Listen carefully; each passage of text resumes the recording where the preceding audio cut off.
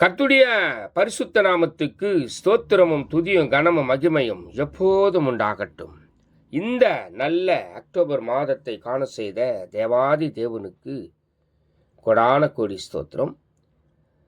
கர்த்தரின் மகிமை ஆத்தும ஆதாயம் சுவிசேஷ ஊழியத்தின் சார்பாக இன்றைய நாளுக்கான சில நிமிட தேவ செய்தி கேளுங்கள். இனி காலம் செல்லாது, என் ஆண்டவராய் இயேசு கிறிஸ்து வரப்போகிறார். ஆயத்தமாயிருங்கள்.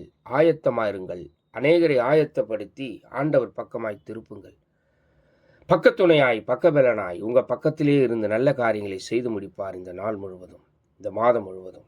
ஆமென். விசேஷமாக யோசுவா 1 அதிகாரம் 9 நீ போகும் இடமெல்லாம் உன் தேவனாகிய கர்த்தர் உன்னோடே இருக்கிறார். ஆமென்.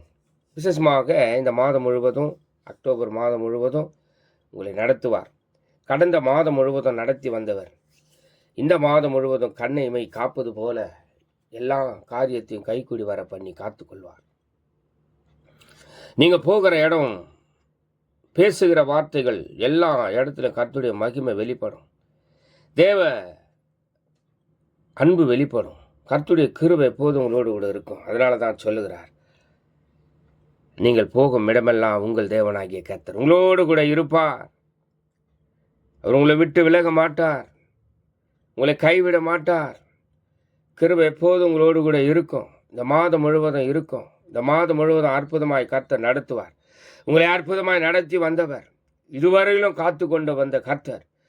நீங்கள் போகிற இடமெல்லாம் இந்த மாதம் முழுவதும் கர்த்தருடைய கிருபையும் மகிமையும் வல்லமையும் ஆளுகையும் உங்களோடு கூட இருந்து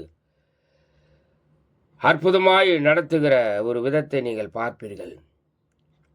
வெகு நாளாய் காத்திருக்கிறது இருதயத்தை இளைக்க பண்ணும். விரும்பினது வரும்போதோ அது ஜீவ விருட்சம் போல இருக்கும். God bless you.